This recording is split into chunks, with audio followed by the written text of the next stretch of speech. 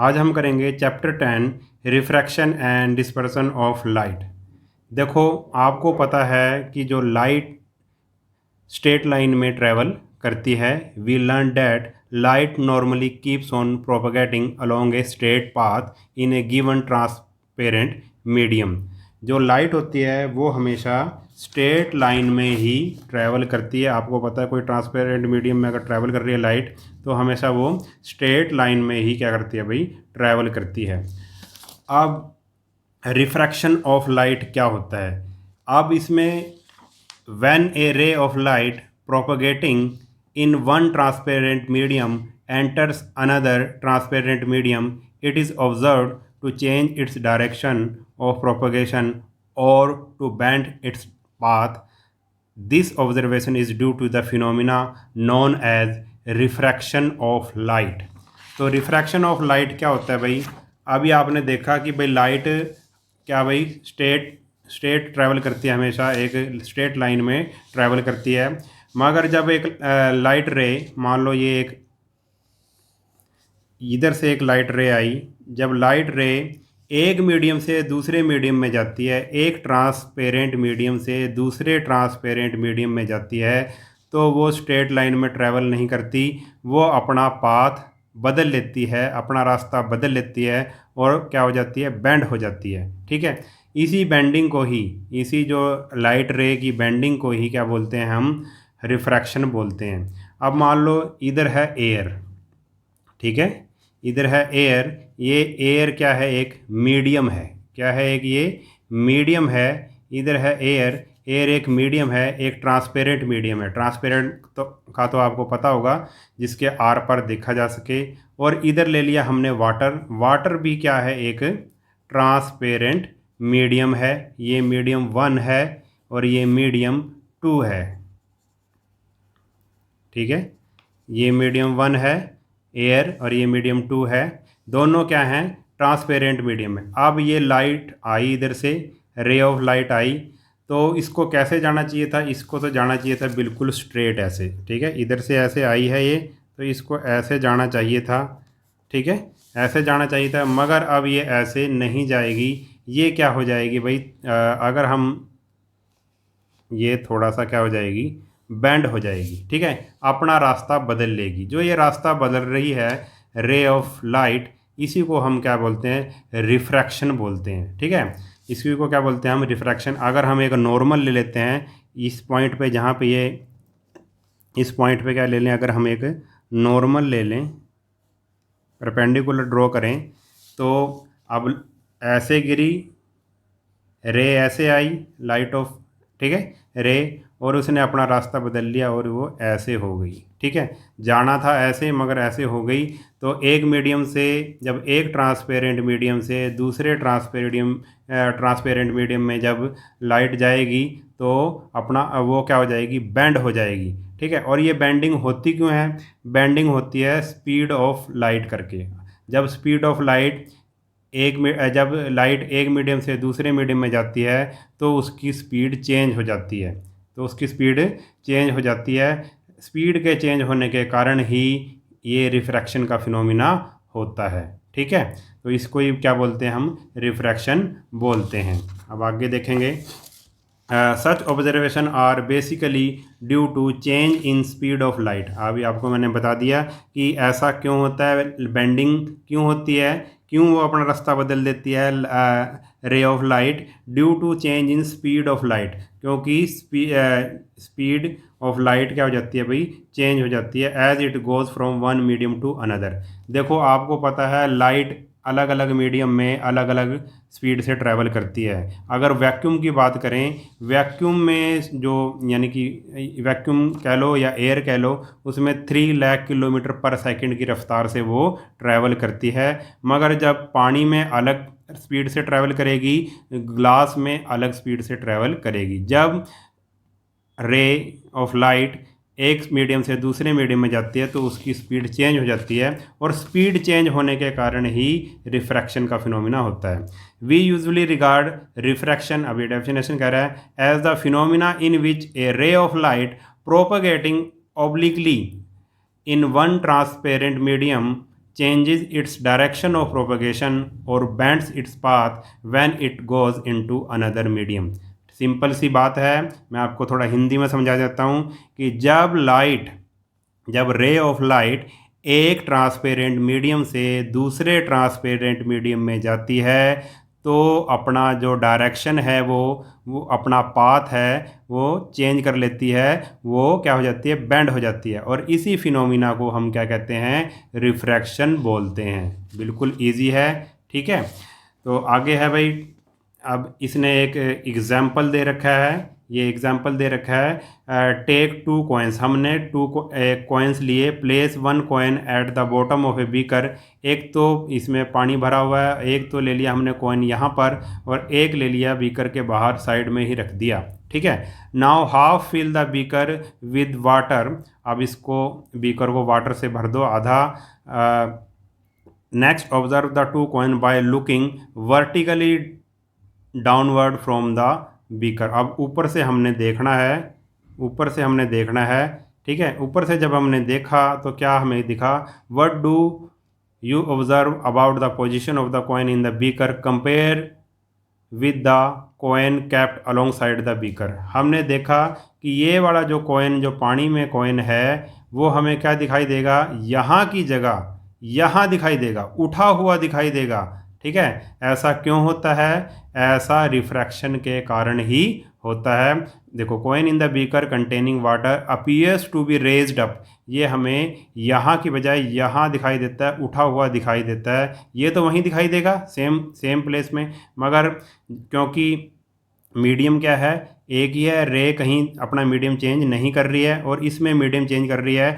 हवा से रे किस में जा रही है, पानी में जा रही है, लाइट ऑफ रे। या आप ऐसे कहो कि यहाँ से पानी से किस में जा रही है, एक मीडियम से दूसरे मीडियम में जा रही है। वाटर से किस में जा रही है, एयर में जा रही है जब रे, ठीक है, रे ऑफ लाइट, तो अपना पाथ चेंज कर लेगी। इसलिए पाथ चेंज करने के कारण ही ये हमें ऊपर उठा हुआ दिखाई देगा।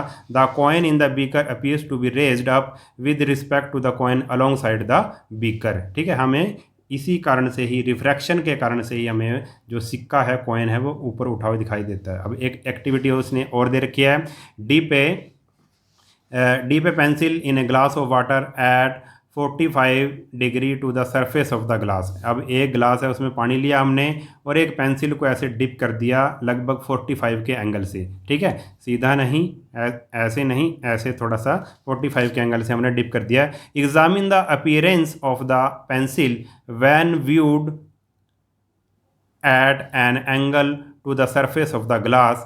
What do you observe about the appearance and shape of pencil? The pencil appears bent near the surface of water. देखो, ये surface of water है, यहाँ पे पानी है, ये दूसरा मीडियम है, ये एयर है मीडियम, और ये मीडियम क्या हो गया भाई, दूसरा सेकंड मीडियम हो गया, ये मीडियम हो गया वाटर, ठीक है। अब जब वाटर से कहाँ जाएगी, जब रे ऑफ लाइट वाटर से एक मीडियम से दूसरे मीडियम में, एयर में जाएगी, तो वो क्या हो जाएगी भाई, अपना पाथ चेंज कर लेगी, बेंड हो जाएगी। और बेंड होने के कारण ही ये हमें जो पेंसिल है ये ब्रोकन सी दिखाई देती है, टूटी हुई दिखाई देती है, टेढ़ी दिखाई देती है अंदर, ठीक है। इसका कारण भी क्या है, रिफ्रैक्शन ही है। अब जो हमने डेफिनेशन पढ़ी थी, इसमें एक पॉइंट आया था हमारा, refraction as the phenomena in which ray of light propagate obliquely. जो रे है वो क्या होनी चाहिए, ओब्लिकली होनी चाहिए। ओब्लिकली का मतलब क्या है, अगर तो रे ऐसे बिल्कुल सीधी आएगी तो वो सीधी ही निकल जाएगी, वो बैंड नहीं होगी। ओब्लिकली का मतलब है वो 90 का एंगल नहीं बनाएगी, थोड़ा सा तिरछी आएगी, टेढ़ी आएगी थोड़ी सी। जब टेढ़ी रे आती है तो ही वो बैंड होती है, अगर 90 के एंगल से आएगी तो वो एकदम से सीधी निकल जाएगी। ओब्लिकली का मतलब, तो रे हमेशा क्या गिरेगी भाई, ओब्लिकली गिरेगी, तभी रिफ्रैक्शन का फिनोमिना होगा। तो क्या है अभी रिफ्रैक्शन, सिंपल सी लैंग्वेज में, जब एक रे ऑफ लाइट ओब्लिकली मतलब ट्रैवल करती है और एक मीडियम से दूसरे एक ट्रांसपेरेंट मीडियम से दूसरे ट्रांसपेरेंट मीडियम में जाती है, तो बेंड हो जाती है, अपना पाथ चेंज कर लेती है, अपनी डायरेक्शन चेंज कर लेती है। इसी फिनोमिना को हम क्या बोलते हैं, रिफ्रैक्शन ऑफ लाइट बोलते हैं। आपको ये बात क्लियर हो गई होगी। अब एक्टिविटी 3 भी बिल्कुल ऐसी ही है। देखो, एक ये चेहरा है पीछे, ठीक है, एक लेडीज़ का, और हम इसमें ग्लास में पानी है और देख रहे हैं इसको। आधा चेहरा तो हवा में ही देख रहे हैं और आधा गिलास के थ्रू देख रहे हैं, इसमें पानी भी है, पानी के थ्रू देख रहे हैं। तो हमें क्या दिखाई देगा, ये थोड़ा सा इधर से हटता हुआ दिखाई देगा। इसका कारण भी क्या है, इसका कारण भी क्या है, रिफ्रैक्शन ही है। जब लाइट ऑफ रे एक मीडियम से दूसरे मीडियम में जाएगी तो थोड़ा सा वो क्या हो जाएगी, बैंड हो जाएगी। बैंड होने के कारण ही हमें ऐसा चेहरा दिखाई देगा। ठीक है। अब all this activity can be easily understood in term of refraction of light. जो हमने ये 3 एक्टिविटी करी हैं। The phenomena of bending of light ray when it goes obliquely from one transparent medium to another is refraction of light. इसी को हम refraction of light बोलेंगे कि जब रे ऑफ लाइट ऑब्लिकली ट्रैवल करेगी एक मीडियम से, एक ट्रांसपेरेंट मीडियम से दूसरे ट्रांसपेरेंट मीडियम में, इसी को रिफ्रैक्शन बोलेंगे। The phenomena of refraction is related to many day to day effect in our life. हमारे जो कई डेली लाइफ में है उसमें हम रिफ्रैक्शन का यूज़ करते हैं। अब बात आई cause of refraction of light. Refraction of light का कोज क्या है, कारण क्यों है, ऐसा क्यों होता है, रिफ्रैक्शन क्यों होता है, इसके बारे में हम पढ़ेंगे। The speed of light is different in different media. जो लाइट की जो स्पीड है वो अलग अलग मीडियम में अलग अलग होगी। एयर में स्पीड अलग होगी, पानी में स्पीड अलग होगी, जो शीशा है यानी कि ग्लास है उसमें स्पीड अलग होगी।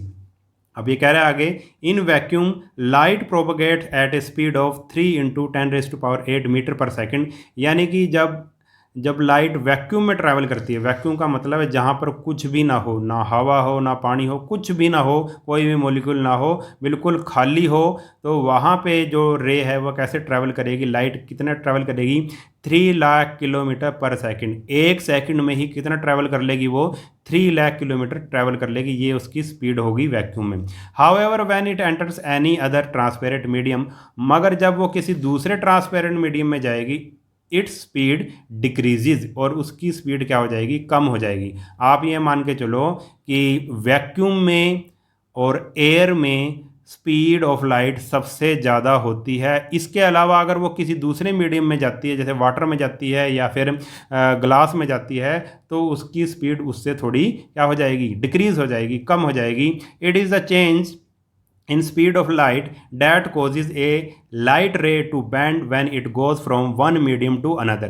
और it is the change in speed, और इसी change in speed के कारण ही क्या होता है, जब एक मीडियम से दूसरे मीडियम में जाती है रे, और चेंज ऑफ स्पीड के कारण ही रिफ्रैक्शन का फिनोमिना होता है। The bending of light ray is basically due to the change in the speed of light. आप इसको याद कर लो, बेंडिंग ऑफ लाइट क्यों होती है, change in the speed of light when it goes from one medium to another. आगे है भाई, the speed of light in a given medium is taken as a indicator of its optical density. अब इसको ध्यान से समझना कि optical density क्या होती है। Speed of light in a given medium is taken as a indicator. Speed of light, अगर किसी मीडियम में स्पीड ऑफ लाइट किसको इंडिकेट करता है, वो करता है इंडिकेट ऑप्टिकल डेंसिटी को। ठीक है। किसी भी मीडियम में लाइट की जो हम स्पीड देखेंगे उससे हमें ये पता लग जाएगा कि उस मीडियम की ऑप्टिकल डेंसिटी कितनी है। क्या वर्ड है ये, ऑप्टिकल डेंसिटी। अब आगे समझेंगे इसको। We say that the more is the speed of light in a given medium. अगर किसी मीडियम में लाइट की स्पीड ज़्यादा है, the less is its optical density and vice versa. तो उसकी जो ऑप्टिकल डेंसिटी वो क्या है, कम है। यानी इसका कहने का मतलब ये है, अगर लाइट वैक्यूम में ट्रैवल कर रही है, आपको पता है कि वैक्यूम में सबसे ज़्यादा स्पीड होगी, लाइट की स्पीड सबसे ज़्यादा किस में होगी, वैक्यूम में होगी या एयर में होगी। और आपको तो लाइट की स्पीड ज़्यादा है, यानी कि उसकी जो ऑप्टिकल डेंसिटी है वैक्यूम की या एयर की, जो ऑप्टिकल डेंसिटी है वो क्या है, इट्स ऑप्टिकल लेस है, सबसे कम ऑप्टिकल डेंसिटी है। ठीक है, उसकी डेंसिटी क्या है, कम है। एयर की ऑप्टिकल डेंसिटी कम होगी तो स्पीड ज़्यादा होगी। पानी की ऑप्टिकल डेंसिटी ज़्यादा होगी तो लाइट की स्पीड उसमें कम होगी। ऐसे ही जो ग्लास है उसमें भी क्या होगी भाई, उसकी ऑप्टिकल डेंसिटी वैक्यूम से ज़्यादा होगी, तो ग्लास में जो स्पीड है लाइट की वो कम हो जाएगी। ठीक है, इसी को ऑप्टिकल डेंसिटी कहते हैं। वैक्यूम और free space has the least optical density. Vacuum या एयर की जो ऑप्टिकल डेंसिटी होती है वो सबसे कम होती है, because the speed of light is maximum in vacuum, क्योंकि जो स्पीड ऑफ लाइट है वो वैक्यूम में सबसे ज़्यादा होती है। यानी कि उल्टा है, अगर स्पीड ऑफ लाइट ज़्यादा है तो आप ये समझो कि उस मीडियम की ऑप्टिकल डेंसिटी क्या होगी, कम होगी। नहीं सॉरी, उसकी ऑप्टिकल डेंसिटी क्या होगी, कम होगी। अगर स्पीड ज़्यादा है तो ऑप्टिकल डेंसिटी कम होगी, अगर ऑप्टिकल डेंसिटी ज़्यादा है तो लाइट ऑफ स्पीड क्या होगी, कम होगी। एक दूसरे का उल्टा है। Of any two given media, कोई दो गिवन मीडिया है, the one having a higher value of the speed. दो मीडियम ले लिए हमने, जैसे इसमें लिया था हमने, एक लिया था एयर और एक लिया था वाटर। तो आपको पता है एयर की जो ऑप्टिकल डेंसिटी है वो कम होगी तो स्पीड इसमें ज़्यादा होगी। वाटर की ऑप्टिकल डेंसिटी ज़्यादा है तो इसमें स्पीड ऑफ लाइट क्या होगी, कम होगी। हमने दो मीडियम ले लिया, अगर value for the speed of the light it is referred the optical rarer to the media. ये वाला जो जिसकी कम है उसको बोल देंगे ऑप्टिकल रेयरर, इसको बोल देंगे optical rarer medium, rarer medium. ठीक है, जिस मीडियम की डेंसिटी कम होगी उसको बोल देंगे हम ऑप्टिकल रेयरर मीडियम, और जिस मीडियम की डेंसिटी ज़्यादा होगी यानी कि लाइट की स्पीड कम होगी उसको बोल देंगे हम optical denser medium, optical denser medium. ठीक है, यानी कि जिसकी डेंसिटी ज़्यादा होगी, जिस मीडियम की डेंसिटी ज़्यादा होगी वो क्या है, ऑप्टिकल डेंसर मीडियम है, और जिस मीडियम की डेंसिटी कम होगी उसको बोल देंगे ऑप्टिकल रेयरर मीडियम। ठीक है, अब इसने बता रखा है जो मैंने आपको बता दिया दोबारा से, हायर ऑप्टिकल डेंसिटी, अगर ऑप्टिकल डेंसिटी ज़्यादा है यानी कि ऑप्टिकली डेंसर मीडियम है तो स्पीड ऑफ लाइट क्या होगी, कम होगी। ठीक है, अगर लोअर ऑप्टिकल डेंसिटी है, ऑप्टिकल डेंसिटी क्या है, कम होगी, इस यानी कि मीडियम क्या होगा, रेयरर मीडियम होगा, तो स्पीड ऑफ लाइट क्या होगी, ज़्यादा होगी। ठीक है, हायर स्पीड ऑफ लाइट, ये मैंने आपको अच्छे से समझा दिया है। अब कुछ ये इसने एक वो दे रखा है हमें, represented value the speed of light in some media. अब अलग अलग मीडियम में स्पीड ऑफ लाइट उसने बता रखी है। देखो अप्रोक्सीमेटली ये वैक्यूम में हो जाएगी 3 लाख किलोमीटर पर सेकंड, सबसे ज़्यादा किसमें, वैक्यूम में, और एयर में भी लगभग उतनी ही मानी जाती है।